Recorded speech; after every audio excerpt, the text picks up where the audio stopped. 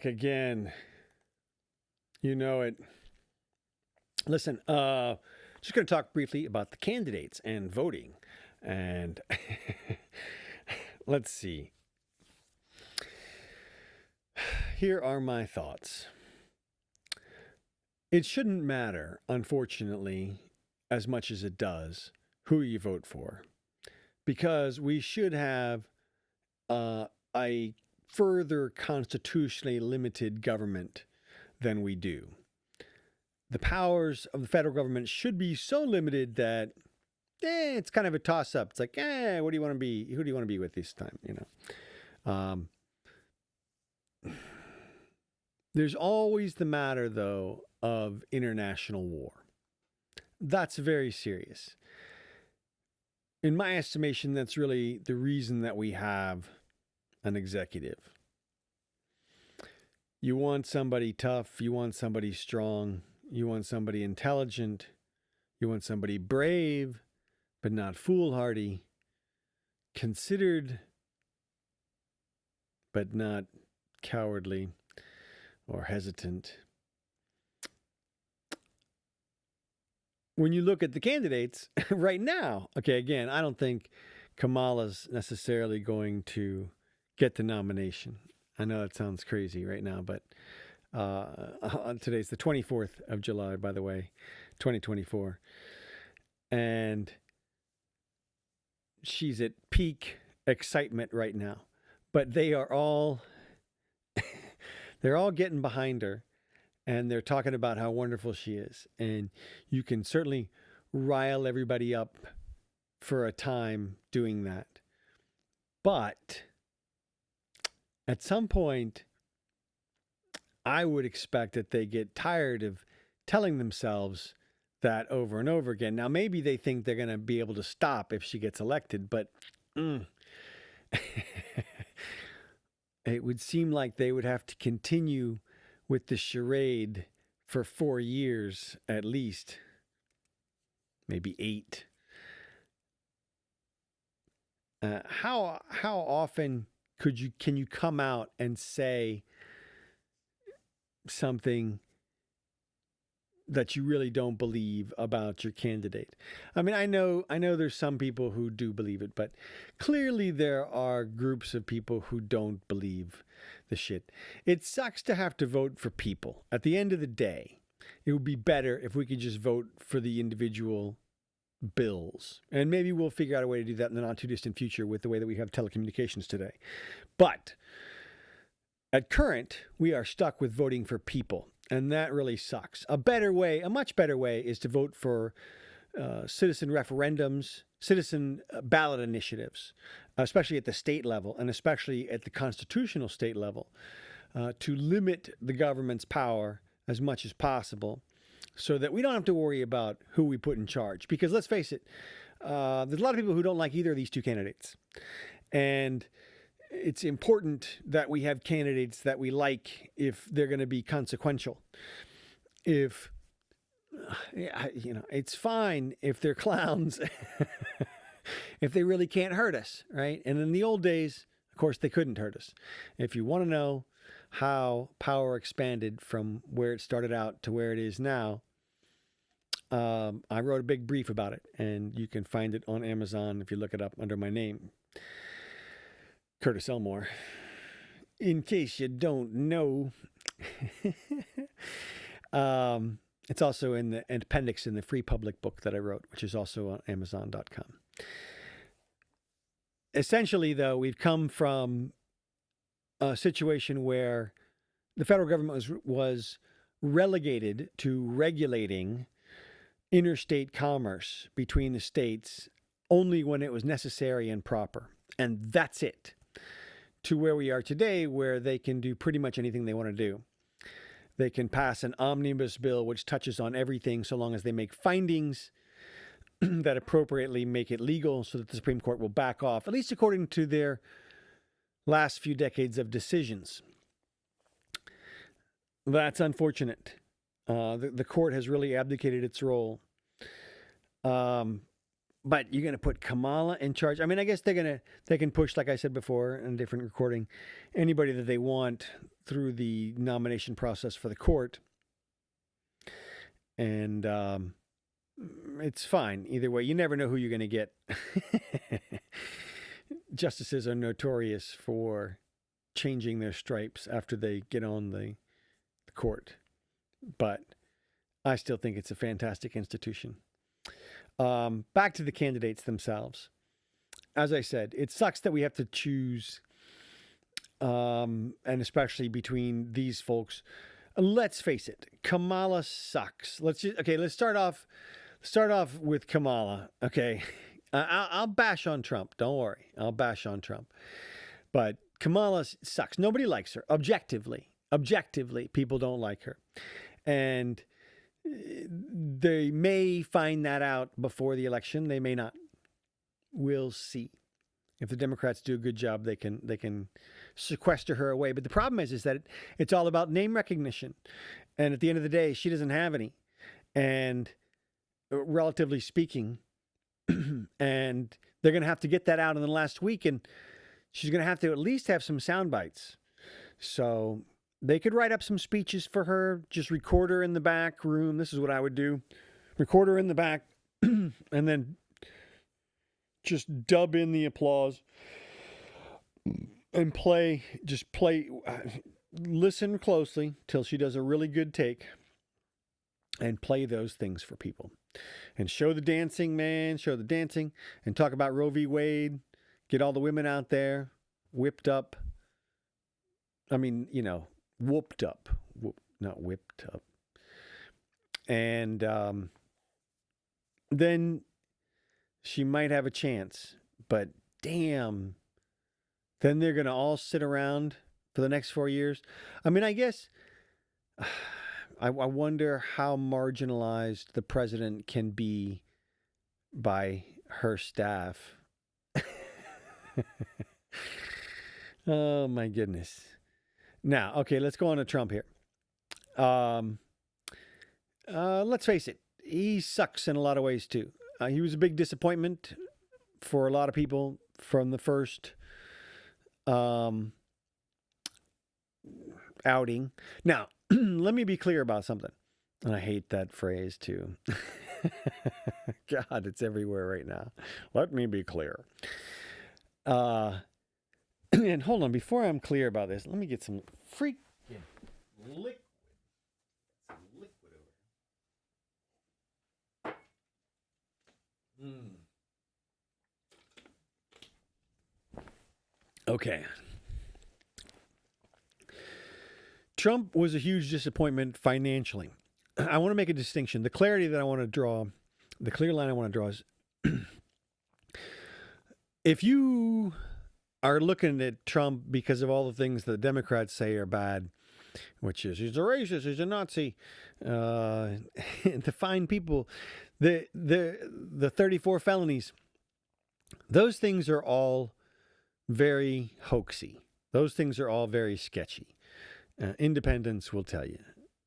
And I will tell you, I mean, I could go through each one of those legal cases and definitively tell you why there's no way those cases should have survived motions to dismiss, every single one of them. 34 felonies. I hope you asked yourself how he got 34 felonies for paying off the hooker. Like, how come there's 34? Well, you want to know why? Because they took the money that he owed her and they divided it up. Well, every time he paid his lawyer, they added that amount to the last time he paid his lawyer until it added up to the amount that the lawyer paid the hooker. And the lawyer said he paid the hooker for Trump, which he probably did. But it's not illegal to have a hooker, I don't think. Maybe it is in New York, but they didn't charge him with that.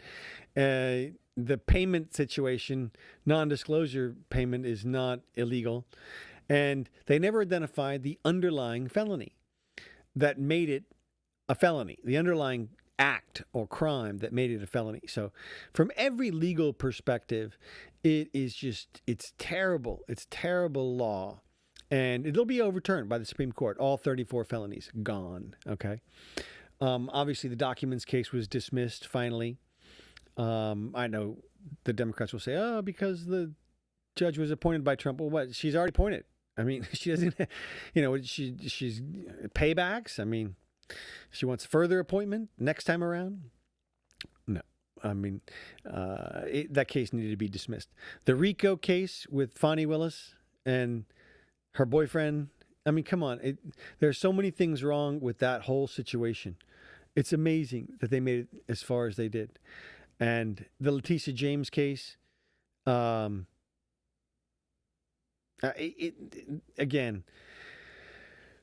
I could go into the specifics. Suffice to say that anybody with any legal acumen can tell you that none of those cases has any merit. That's just what it is. Neither did either of the two impeachments. And I'll be happy to argue with any legal person that any of those things had any merit at all. That being said, I mean, if I could choose between RFK and Trump, honestly, RFK is looking really good at this point. He is much more personable. Trump seems like the used car salesman type guy. I mean, he's always talking about himself, how good things are that he does. I don't know how you could stand to be around that guy for very long, unless he's totally different than his speeches in person.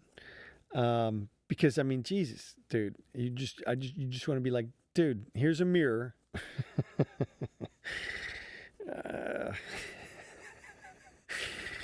It's bad. But when you compare the two candidates, their foreign policy situation, right? I mean, when you compare the two candidates and you put them up against Putin, man, I'd much rather have Trump. Much rather have Trump. You got to remember, everything good that they're saying about Kamala right now is all just hype right now. The Democrats are very willing to hype up their candidate. I mean, everybody is. Everybody will lie for their candidate, unfortunately, because they figure the ends justify the means. But they don't. You should not be out there bullshitting for your candidate. I'm looking at you, Dabrowski. What's that guy's name? There are all these guys on Twitter. Harry Sisson. Now, he's a kid. He's a kid, so he's probably just doing it for the money. Ricky Davila. I don't know how old these people are. There's a bunch of them. Joe from Jersey. She's probably a true believer. Robert Reich. How do you? I don't know. Reich. He's probably a true believer also. But man, you guys, the stuff that you. Oh shoot! Lost my point. Dang. Oh well.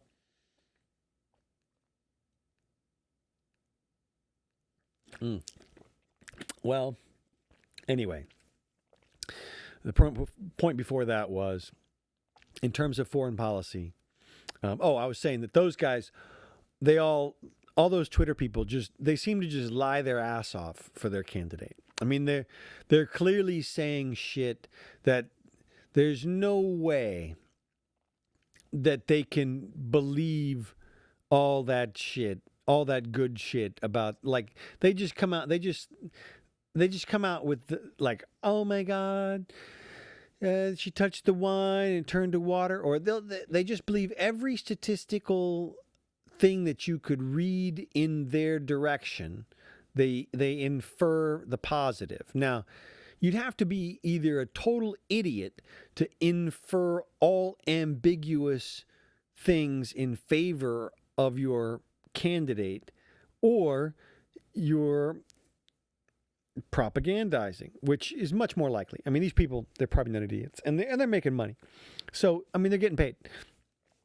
But it sucks. It's stupid. I mean, It's because it's just not the truth. And you don't have to have the exceptions to the advertising truth requirements are all political. That is to say, there are no holds barred on political advertisements. You can say the other person is the Antichrist, and there's nothing they can do. That's why they can say Trump is a threat to the democracy, even though Biden and Jill give him a call and wish him well. Like he's Hitler, but they wish him well, right? Like, hey, Hitler, hope you're doing all right. Man, you took a bullet. Hey, listen, Jill and I are saying a prayer for you, Hitler. Get well soon so you can come back and destroy our democracy. Like, how are we supposed to jive that phone call with the fact that we're supposed to believe he's Hitler? He's not Hitler. He's clearly not Hitler. He may be a narcissistic jerk, or he doesn't seem like a jerk. He seems like, I knew this guy. I remember this guy. He was a used car. Not used car. He was a regular car salesman. Not you, John. This guy. I love you, John. This guy. What was his name? Wayne. And Wayne, man, if you got within a couple of feet of Wayne, he would try to sell you a car. And that just kind of seems like the way that Trump might be. The way he grabs people's arms when they try to shake his hand and pull them in. The way he talks about himself incessantly and his products and in superlative all the time.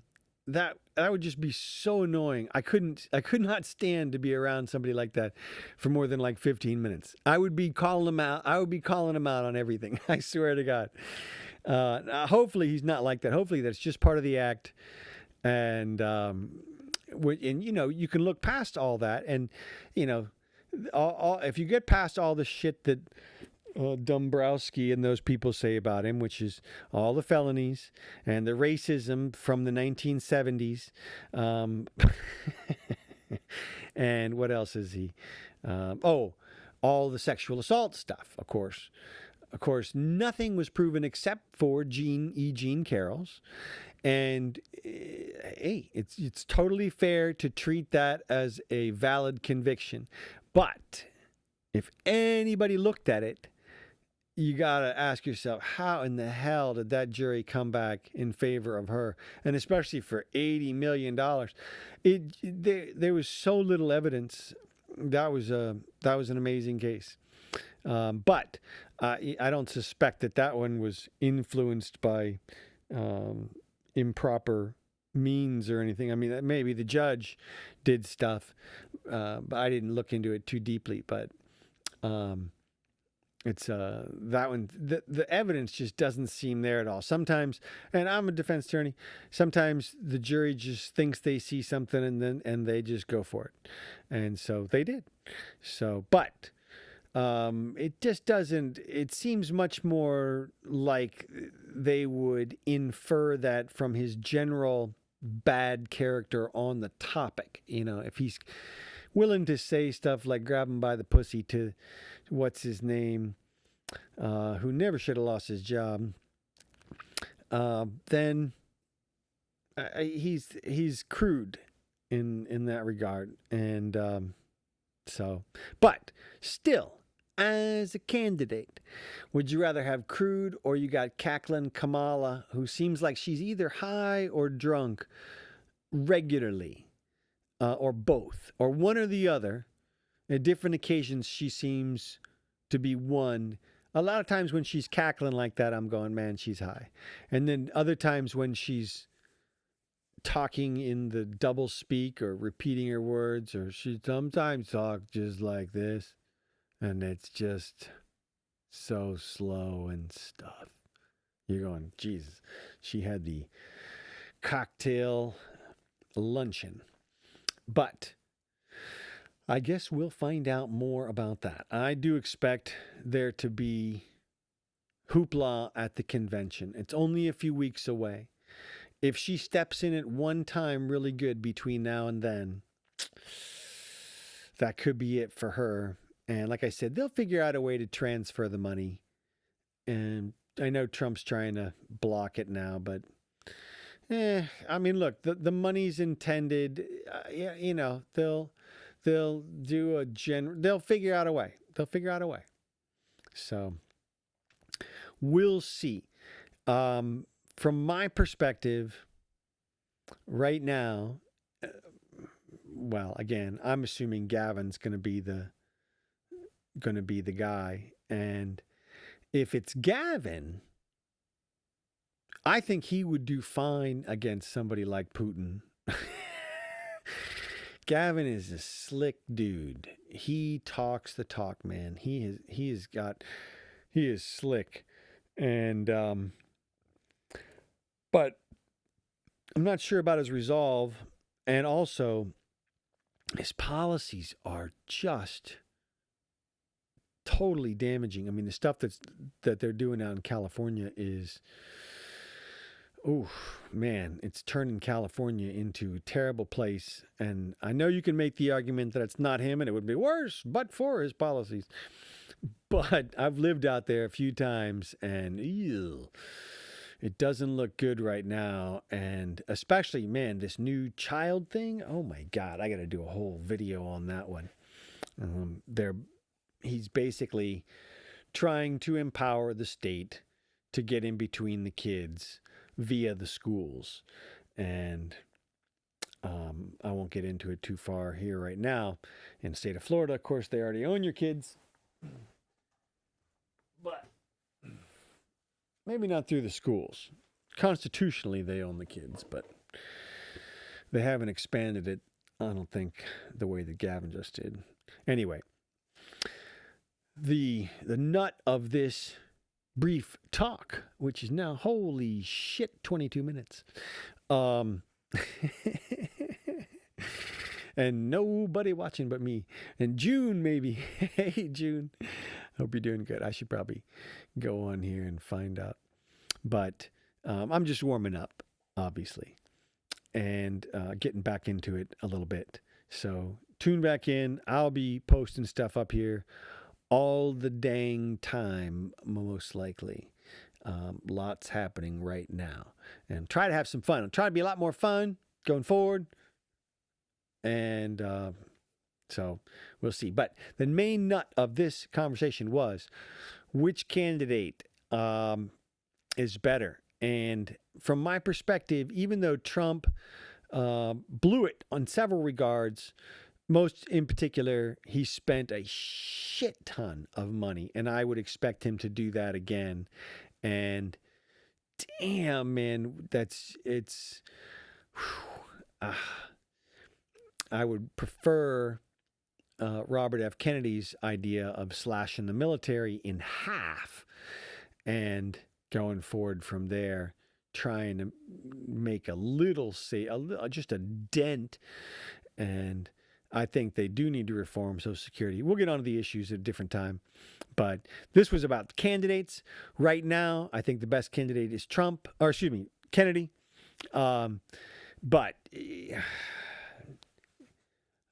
I'm a game theory person. I'm a realist. So I realize Kennedy can't win right now. He has no chance. So if the election were held today, I'd have to vote for Trump. And it would be a hold my breath kind of a thing. But I just think that he's much more prepared to deal with any international threat. And that is really the game when it comes down to it. Domestically, and who knows what either of them can get through Congress. Who knows what either of them could get through Congress? Who knows what the makeup of Congress is going to be? So I'm not too worried about it. The Supreme Court picks, I'm not too worried because, again, it's hard to pick bad. A couple of the picks have been bad recently. Boy, man, God, Jesus, we're stuck with jurisprudentially 3 terrible justices. But man, it's hard to believe that it was just so political. God damn. But anyway, it is what it is. I mean, I guess that is a good enough reason also to vote for Trump. I am a pro-choice person. I don't think he would sign a national ban because he says he wouldn't. I don't think it's appropriate to have a national unban, so to speak, or a ban of bans. Because that's not what we do here. We do things by the states. There's 50 states. 50 states. Hopefully, you can find one that has the procedures implemented the way that you want them, and your rights looked after the way that you want. I know it won't work on every issue, but 50. 50. So, of course, some things should be universally and nationally decided. And I mean, as Roe v. Wade was a terrible case, legally speaking. I mean, the way it was structured, logically speaking, I should say, they just made a bunch of stuff up, and everybody knew that it was probably going to go by the wayside at some point. What it's going to be replaced with, it's going to be piecemeal here and there, unfortunately, for a while. But the states are already moving in some directions, and they'll move in others as well. But anyway, this was just about the candidates, so I'm taking too long. All right, talk to you soon.